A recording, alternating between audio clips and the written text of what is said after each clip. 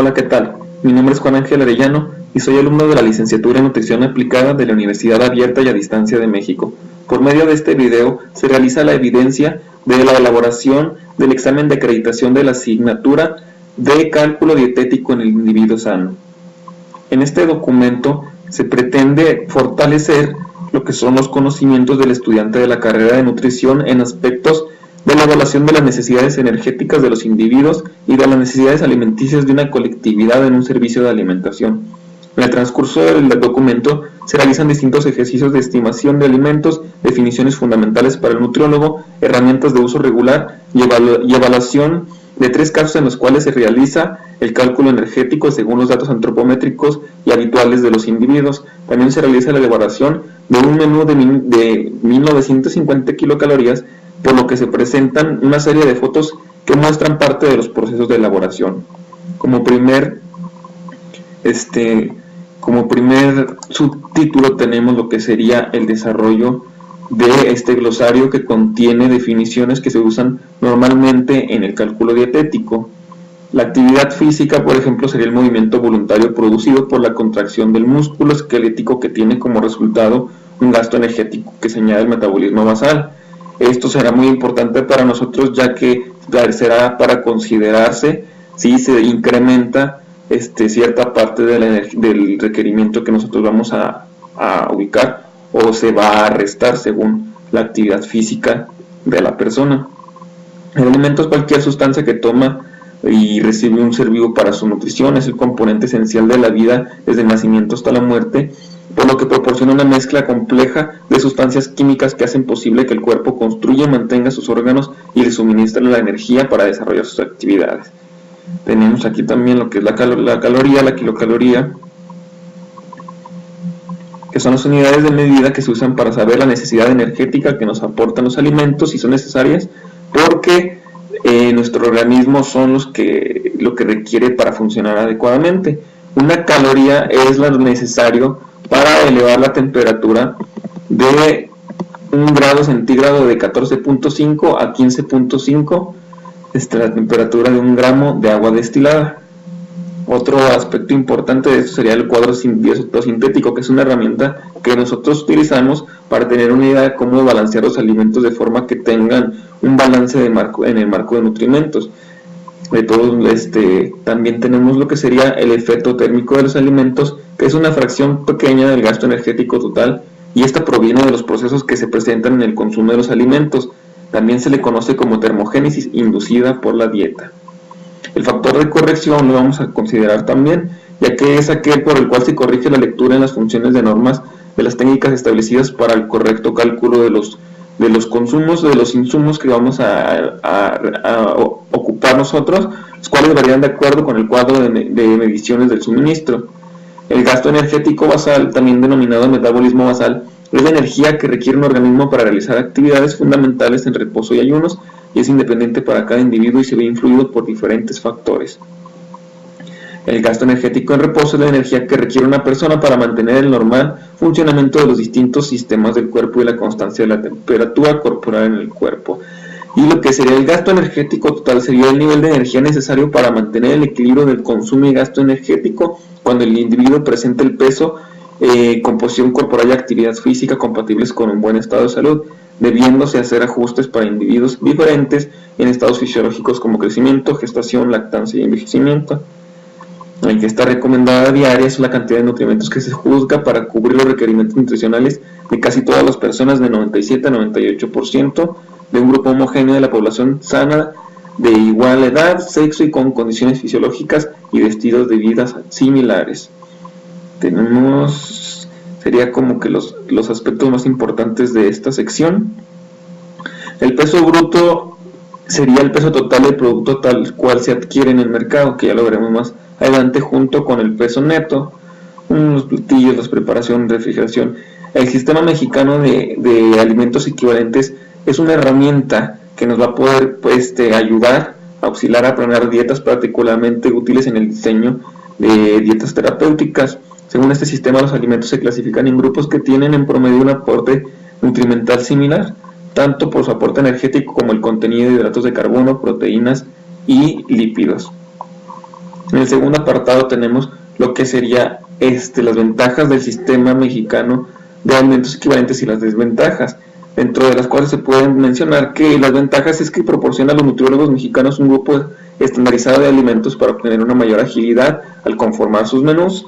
Es una herramienta que facilita la comunicación del nutriólogo con su paciente, con el comensal, con el encargado de cocina en un comedor de empleados o con el tomador de decisiones en el terreno de políticas de la alimentación. Se utilizan tamaños de porciones razonables para rescatar la moderación en el comer. Además que se incluye información sobre platillos equivalentes, sobre índice glucémico, alimentos riesgosos que pueden perjudicar al paciente. Dentro de sus ventajas, pudimos encontrar que en la página 7 de la cuarta edición dice que solo permite el cálculo aproximado, más no es un método exacto, no estandariza el tamaño y contenido calórico de algunos alimentos. Por ejemplo, si el paciente decide consumir 3 manzanas, dichas manzanas pueden contener desde 40 hasta 120 calorías en lugar de 60 como lo marca el sistema. Varía bastante el tamaño. El sistema fue creado en 1950 en Estados Unidos y a pesar de las actualizaciones que se realizan constantemente, sigue conteniendo ciertos aspectos cuando se fue elaborado principalmente. Este dato lo sacamos del CICAN, que es el Centro de Investigaciones del Comportamiento Alimentario y Nutrición. Además, que otra desventaja es que el paciente puede olvidar cómo usar la tabla fácilmente, por lo que es poco probable que se apegue al régimen dietético. También existen las tablas de composición de los alimentos que nos brindan información importante para elegir con un mayor criterio pensando en salud y el bienestar, que proporcionan el aporte de calorías y nutrientes por porción de alimento. O sea, nos proporcionan toda la composición del alimento en general. Por lo cual, sirven bastante para realizar un menú también de requerimiento, pero también tienen desventajas como que no puede predecir con exactitud la composición de ninguna muestra aislada concreta de un producto alimenticio. Así pues, se pueden utilizar dichas tablas o bases de datos para formular un menú. Las concentraciones de nutrientes son básicamente estimaciones. Las bases de datos y tablas de composición de alimentos tienen una utilidad limitada con fines de replantación como científicos. No permiten predecir con exactitud las concentraciones de nutrientes de ningún alimento. Esto es especialmente aplicable a nutrientes como por ejemplo la vitamina C, que ya son micronutrientes, son muy pequeños y se necesitan en cantidades muy pequeñas para nuestro organismo, y por lo tanto es muy difícil limitar la cantidad exacta que nosotros necesitamos. Dentro de esto tenemos ciertas tablas de transformación. Aquí tenemos que una cucharadita es equivalente a 5 gramos. Se fue aquí haciendo este desglose por medio de que una taza, unos 240 gramos, 8 cucharadas son 120 gramos que equivalen a media taza, y fue de la manera en la que se fue haciendo esto con la finalidad de identificar los distintos métodos de medición que existen. También tenemos esto aquí, que 1 gramo es igual a 1000 miligramos, 1 kilogramo es igual a 1000 gramos, 1 litro igual a 1000 mililitros y una onza 28.34 gramos. Ahora vamos a ver lo que fue el factor de corrección que estábamos analizando hace un ratito. Con la fórmula de factor de corrección se calcula el peso neto de la materia prima de la tabla inferior. Vamos a ver la tabla inferior. Es necesario conocer principalmente el factor de corrección de cada alimento. Cada alimento tiene su factor de corrección, que viene siendo ese factor que nos va a recompensar la parte que el alimento no nos pueda proporcionar para consumirse. En el caso de la piña sabemos, por ejemplo, que está compuesta por la corona y por la piel dura, que en sí generan mucho peso. En este caso, si la piña pesa 6 kilogramos, su factor de corrección es del 2.0, por lo tanto se va a dividir entre 2.0, nos queda quedando como peso neto 3 kilogramos. Es la mitad lo que nos vamos a poder consumir, y esto se aplica a cada alimento que tenemos aquí en base a un formulario que cuenta con lo que son los factores de corrección de cada alimento. Igualmente, para obtener el peso bruto, ahora nosotros por ejemplo tenemos 13 kilogramos de durazno. Nosotros vamos a multiplicarlo por su factor de corrección, que es el 1.2, y nos va a dar la cantidad de 1 kilo 560 gramos. Esto es también para añadir lo que sería la multiplicación del peso neto que tenemos por lo que nos da como resultado el peso bruto, con todo lo que serían las porciones, las partes del alimento que no nos van a funcionar. En mi caso del durazno, como sería el hueso, principalmente es la estimación que se hace en este caso. Aquí tenemos el cálculo dietético de 3 casos en los cuales se va a calcular el gasto energético basal y el gasto energético en reposo según el caso que se nos proporciona. Se escribe y se desarrolla la fórmula. En este caso utilizamos 5 fórmulas que fueron la de Harris-Benedict, la de Owen, la de Fao-Ohms, la de Mifflin y la de Valencia. Obteniendo distintos resultados de cada una, realizamos la estimación de la media para ver cuál es la que se acercaba más, la más precisa a lo que era la necesidad energética. Primeramente se analizó que la que tenía el gasto energético basal más mayor era la de Ohms, fue la que nos dio este gasto energético total de 2089, y la que nos dio el menor gasto fue la de Owen, que está ubicada aquí y nos dio 1930. Sacando la media, se pudo ver que la de Harris-Benedict fue la que se acercaba más a lo que era el gasto energético total de las 5 ecuaciones. De la misma manera se realizó en todo esto fue realizado a mano, todo esto fue realizado por medio de una calculadora con el formulario necesario. Igualmente se evaluó cuál de las ecuaciones nos daba el gasto energético mayor, el menor y su media.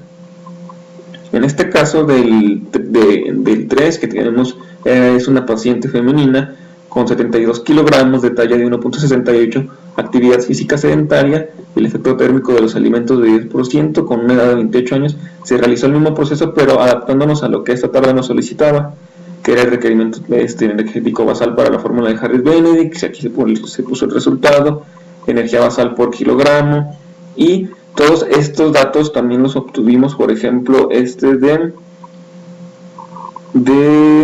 aquí está, de la tasa metabólica basal y de la tasa metabólica en reposo.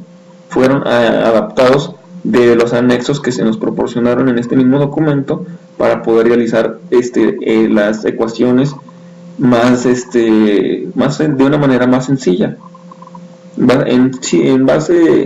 En general, ese ejercicio se basaba en eso.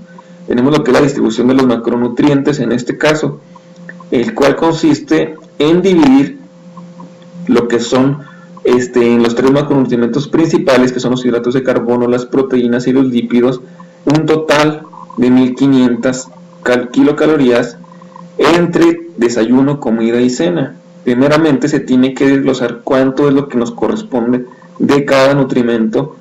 Sobre estos 1500, por ejemplo, de hidratos de carbono, ese es el 60%, que cada hidrato de carbono nos da 4 kilocalorías, se multiplica, nos da esta cantidad, la cual nosotros vamos a traspasar a gramos dividiéndola entre 4, para dividirlo según lo que nos diga esta fracción. Aquí en 1/3 se dividió. Igualmente se hace lo mismo con las proteínas, y en el caso de los lípidos solamente se considera que esto se va a multiplicar por 9, ya que él contiene una mayor densidad energética. Este ejercicio se fue adaptando a cuartos, 2 cuartos, en el cual solamente se tenía que dividir según lo que aquí se nos estuviera solicitando. Igualmente en quintos se puede dividir. Esto se aplica bastante para la gente que tiene necesidades distintas, alguna patología o algún régimen alimenticio en el cual se tenga que dividir su consumo de alimentos en partes pequeñas a lo largo del día. Ahora vamos a analizar lo que es el uso de los equivalentes. En esta sección, igualmente, a partir de los 1950 kilocalorías, se va a realizar la distribución de los macronutrientes con el Sistema Mexicano de Alimentos Equivalentes en 5 tiempos de comida, y vamos a indicar cuántos equivalentes corresponden por tiempo de comida. La distribución dietética de macronutrientes será igualmente hidratos de carbono 55, proteínas 20 y lípidos 25%, que nos dan como total 100. Se hace la previa repartición, la asignación de este porcentaje, cuántas kilocalorías tiene, y nuevamente después en cuántos gramos nos queda. Aquí abajo vamos a realizar lo que sería la división de los tiempos de comida, que son 5: desayuno, comida, cena, colación matutina y colación vespertina, que cada uno va en medio de la colación matutina, en medio del desayuno y la comida, y la colación vespertina entre la comida y la cena. Aquí vemos cómo el resultado que nos dan nosotros de kilocalorías y en base al gramaje de estos, que 268, que nosotros pues debemos multiplicar por el número 4, que es la cantidad de kilocalorías que nos ofrece un gramo de hidrato de carbono. Vamos a obtener esta división asignándole a cada uno el porcentaje, recordando que la cena y las colaciones deben de ser con menos porcentaje. Aquí tenemos también la parte de los lípidos, como igualmente estos 97 gramos se convierten en 390 calorías que serán distribuidas en los 5 episodios de comida, al igual que en los lípidos. Ahora vamos a distribuir los gramos de los macronutrientes en los diferentes grupos de alimentos, considerando la distribución realizada en el punto B, que nos hablaba del Sistema Mexicano de Alimentos Equivalentes. Estos son los grupos de alimentos que tiene de alimentos que existen en el sistema mexicano, con las divisiones en el caso de los cereales y de tubérculos que se tienen sin grasa y con grasa, y en los alimentos de origen animal o carnes que hay de muy bajo aporte de grasa, de bajo aporte de grasa, de moderado y de alto aporte de grasa. Entonces, una vez que tenemos ya los porcentajes, esta tablita es la que teníamos ahí arriba. Una vez que tenemos estos porcentajes, es necesario desglosarlos en la cantidad de que contiene cada uno de los nutrimentos ya mencionados: hidratos de carbono, lípidos y proteína. Por ejemplo, aquí en la verdura podemos decir que la verdura nos da una calabacita, por ejemplo, una pieza de calabacita nos va a dar 4 gramos de hidratos de carbono por ración. Aquí estamos asignando 5, por tanto 5 por 4, 20. Igualmente en estos alimentos sería lo mismo, realizar esta misma operación, siempre y cuando respetando las raciones que nosotros dimos, las cuales son verificadas aquí abajo por este porcentaje de adecuación, en el cual la distribución que nosotros hicimos, ya dando el 10% de hidratos de carbono simples a estos azúcares y la leche, las leguminosas, vamos a verificar lo que nosotros estimamos, lo que nosotros distribuimos con lo que está distribuido por la media de las cuentas de la fórmula. Aquí vemos que de 279 a 268 hay un 104.1%. Y es importante mencionar que siempre va a existir un rango de tolerancia aproximadamente de 10% más o 10% menos en la preparación de estos requerimientos. Entonces tenemos un 104.1% que está bien.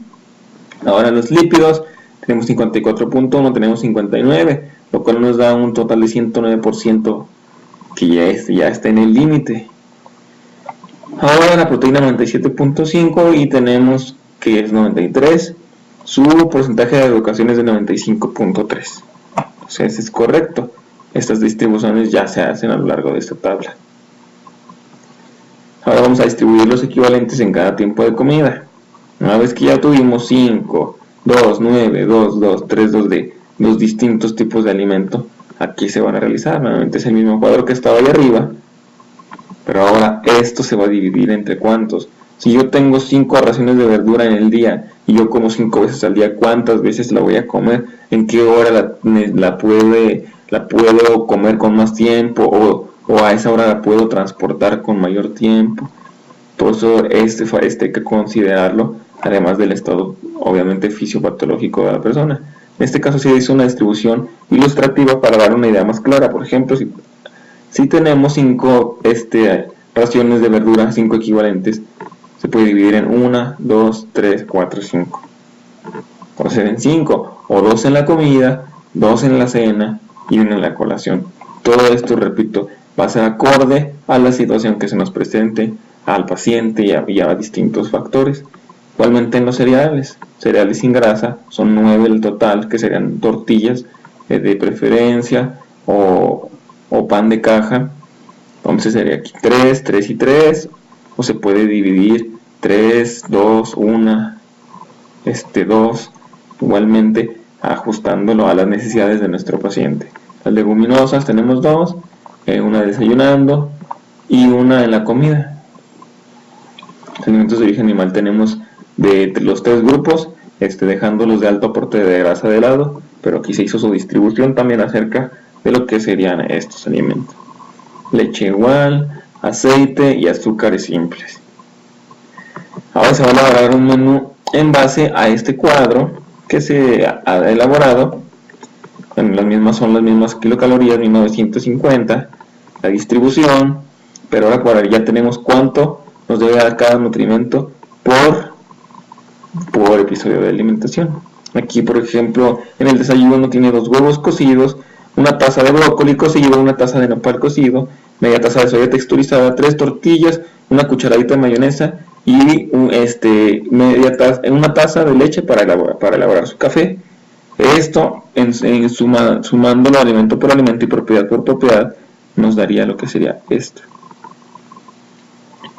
Este menú en su totalidad, como repito, es de 587 calorías solamente para un desayuno. En la colación, una tostada horneada, 30 gramos de pechuga de pollo asada, una taza de verduras mixtas y media pieza de plátano con agua simple. Para la comida vamos a tener 587 kilocalorías, 2 quesadillas de queso panela, media taza de soya cocida, ensalada de verduras mixta y 4 galletas marías con agua simple. Para cenar, 487.3 kilocalorías, un sándwich con 30 gramos de queso panela, una rebanada de jamón de pavo, jitomate, cebolla, lechuga y una cucharadita de mayonesa, además de una taza de papaya y una taza de leche, ya sea para elaborar nuevamente otro café. Y tenemos otro, aplicando ahora lo que sería esta repartición de 60, 15, 25, que ya sería distinta a la de 50, 20, 25. Y que al final nos ayudaría a implementar distintos alimentos. Por ejemplo, en esta hay pan de caja, hay huevo con calabacitas, hay yogur con melón, ya hay más alimentos, una tostada de atún, que es la tercera parte de la lata de la ración, la zanahoria rallada, media taza de zanahoria rallada. Y como repito, todos estos aspectos son sacados del sistema mexicano de alimentos equivalentes. Una taza de arroz cocido en la comida, 80 gramos de filete de pescado, ensalada de zanahoria con calabacita y pimiento morrón, 2 tortillas, un poco de lentejas, o como ya sabemos, nuevamente implementar las leyes de la alimentación. Aquí están unas fotos de evidencia de la elaboración del platillo, el peso, cómo se realizó, el peso primero del recipiente que se iba a poner, que fue de 7 gramos, después para realizar la resta de lo que nos pesa, en cuanto aquí estaba el pollo, aquí estaba el queso, aquí estaba la soya, y en verdad pues considero que se pudieron realizar el cometido de la actividad bastante bien. Se aplicaron los menús, aquí está nuevamente la descripción del menú, cuántas kilocalorías tiene, qué nos aporta, aquí está también la comida, la cena más ligera como debe de ser, el peso de estos alimentos, que en este caso del pollo eran 30 gramos, por eso 30 más 7 de la tapita, 40 de queso panela, 30. La verdad fue una actividad bastante muy recreativa. Y como conclusión, ¿qué utilidad tiene el cálculo dietético para la carrera de nutrición aplicada, considerando la atención nutricional a pacientes? Y menciona qué importancia tiene su aplicación para calcular alimentos de materia prima en elaboración de menús a nivel colectivo. Como es de notarse, los procesos que se llevan a cabo dentro de la elaboración de los menús son bastante interesantes y de vital importancia para proporcionar un servicio de calidad a nuestro paciente. Principalmente es necesario conocer la composición y el estado fisiopatológico del individuo que se va a evaluar, ya que esos datos son los que nos van a orientar hacia el tipo de alimentación que se le va a brindar o el tipo de tratamiento que se le va a exponer. Existiendo diversas maneras de realizar un cálculo de gasto y necesidades energéticas, es nuestro deber seleccionar el más adecuado según sea el caso que se nos presente, y por lo cual es necesario estar recientemente informándose sobre cuáles ecuaciones son más aptas para esta importante labor. Por lo tanto, la utilidad de conocer el cálculo dietético es la base principal para poder proporcionar una atención en búsqueda del objetivo que nuestro paciente busca, ya sea la disminución de peso o el poder evitar un riesgo cardiovascular por el consumo excesivo de algún tipo de alimento rico en grasa, o por el otro lado también El cálculo nos sirve para determinar las necesidades energéticas de un individuo sano que busque mejorar la salud de él mismo, de su cuerpo, por medio del ejercicio y la ingesta de alimentos que le ayuden a desarrollar esa masa muscular. Y en el caso de la aplicación,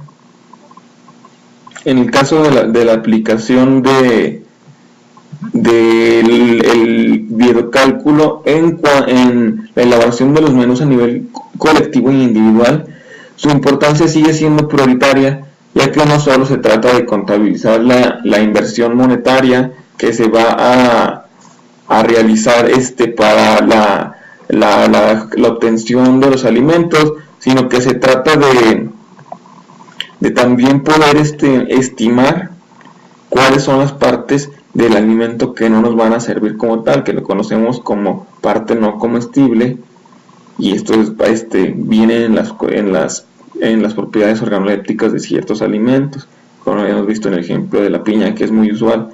Cuánto nos va a servir, cuánto no nos va a servir, y todo esto se tiene que realizar por medio de cálculos, los precios, las cantidades, las raciones que se van a dar, o sea, infinitamente sus aplicaciones marcan lo que sería el rumbo que lleva un servicio de alimentos, la administración que se da aquí. E individualmente se puede agregar que la función principal es la de identificar con la práctica la cantidad de energía que estamos ingresando a nuestro organismo y que tal vez sea menor o mayor a la que estamos requiriendo nosotros.